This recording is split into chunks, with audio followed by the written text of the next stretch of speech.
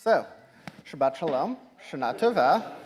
I'm happy to be giving the first Shabbat Devar of 5786, slightly in part in honor of the 21st anniversary of my bar mitzvah, 21st and a week, and the 52nd and a week anniversary of my father's bar mitzvah.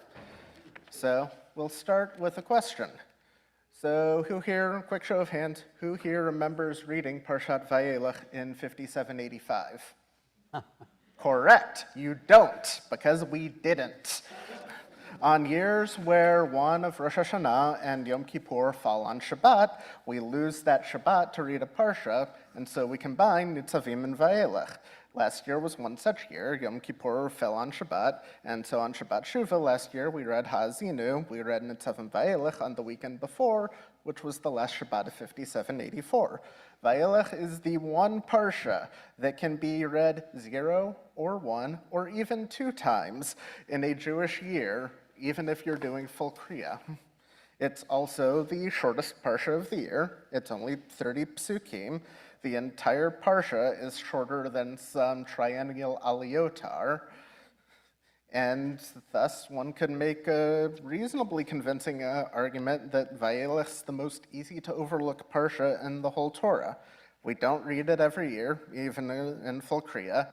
It doesn't even have its own Haftarah. It's either read with the Haftarah for Nitzavim or the Haftarah for Shabbat Shuvah, which Bill chanted so incredibly well earlier.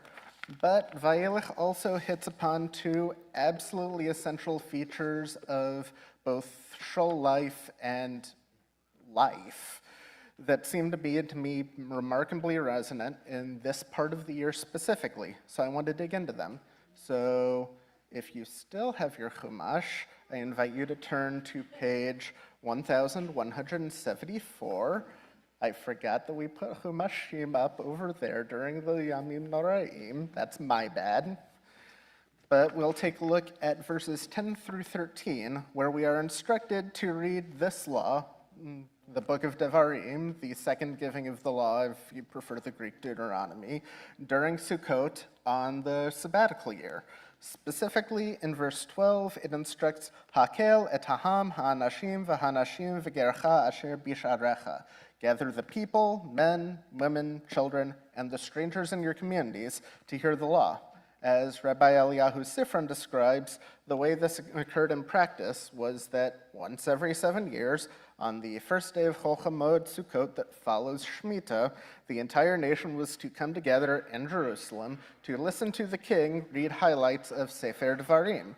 He'd read selections from the beginning of Devarim that included the first and second Parshiot of Shema, as well as sections that focused on commitment to God, the Torah, and Schar Ve'onesh, reward and punishment. The gathering, the reading, the power of the moment was in many ways reminiscent, a reenactment, of the giving of the Torah at Sinai. Like that historic occasion, this was powerful, filled with awe and wonder, and singular in its impact on all who participated. One wonders why the reading is so specific on who is supposed to attend. The men, sure, most things are obligated men, and while most positive commandments that require time-based things are not required for women, this one is. And, well, if you're requiring the men and the women to come do something, there's kind of no one else to take care of the children, so they need to come too, just as a matter of practicality. But the Talmud goes a bit further on this. In Chagiga 3a, it is related that Rabbi Eliezer ben Azariah interpreted this verse as follows. Quote, this verse is puzzling. If men come to learn, and women, who might not understand, come at least to hear, why do the little ones come? They come in order for God to give a reward to those who bring them. That is, God credits those who bring their children to the assembly. The Tosefta comments on this, that this is the proof text for it being a very good idea to bring your kids to shul. I'm really happy that worked out this weekend. But even so, bringing your kids to Jerusalem was a schlep.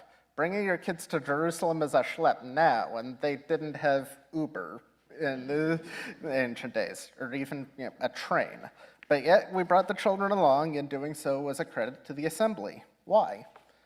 And so I take that opportunity to think back on the formative memories I have from growing up. And yes, there are things like that one baseball game in the spring of '97 that my grandfather and my uncle took me to, and the time I went to a telescope party at the Museum of Science and History to see a comet.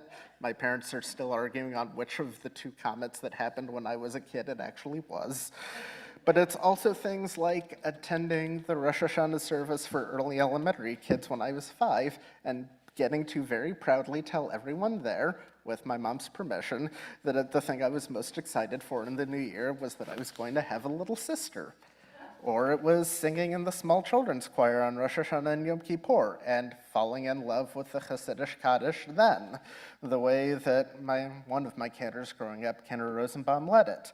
Or getting to hear the shofar, or getting to do Glustik Havdalah on Mila and watching how red the Baal Tikka's face would get on the final Tikkiah Gedolah. It was impressively purple. Or going forward a little bit, coming to shul with my dad when I was in 5th and 6th and 7th grade while he was gabbaying and being tasked with handing out my shul's version of Aliyah cards to whoever dad was offering an Aliyah to that week. Or 21 years ago on Shabbat Shuvah 2004, my dad deciding that the best way to celebrate me finally becoming a bar mitzvah was to make me gabbai sheni, now that he actually could. And, I mean, it worked. I am, at the very least, very good at looking and acting like I know what I'm doing in shul. Most of the time, I even actually do know what I'm doing in shul, which is a little bit scary. But the environment we put our children in matters. We've quoted the great sages. To quote another great Jewish sage, the songwriter Stephen Sondheim, "Careful of the things you say, children will listen. Careful of the things you do, children will see and learn." And so we must consider the environment in which our kids are growing up and make sure that the environment we cultivate for them is the one that we want them to experience. It's striking, then, that this parsha sandwiches the clearest exhortation yet in the Torah to expose your children to public Judaism, the instruction to bring everyone, including the children, to Akel, with two different parts of one of the crucial events in the history of the Israelites, the transition of leadership from Moshe to Yeshua. Read in the text surrounding the instruction together that Moshe notes that he is no longer allowed to come and go, and that at age 120 years, he can no longer lead the people. He tells them that Joshua will go before them into the new land. And after the instruction to gather, Moshe and Joshua go into the tent of meeting, communicate with God, and God charges Joshua with the mantle of leadership too. It is as clear and simple a transition of leadership as we can expect to see anywhere, despite Joshua literally succeeding the Moshe Rabbeinu, like the one. How do you move on from the leadership of the greatest prophet who ever lived so easily? To adapt a lyric from a very different musical about a founding father of a very different nation, in this moment, Moshe is finishing his time as the leader of the people by teaching us how to say goodbye. He's showing us how to pass leadership on to the next generation, how to let go and let the next generation take over and address the needs of the nation in their time. Much like parents bringing their young children to shul will teach their kids by example and by environment how to be in shul. We learn from observation how to pass leadership from one generation to the next and what the character of that leadership should be. The 10 days we have for ourselves between Rosh Hashanah and Yom Kippur are a time for introspection, self-examination, figuring out where we're at individually, where we've individually succeeded and where we've individually missed the mark a bit, before we come together on Yom Kippur to communally atone for all the ways we all have missed the mark. This parsha invites us to consider that in terms of how we lead and what example we set.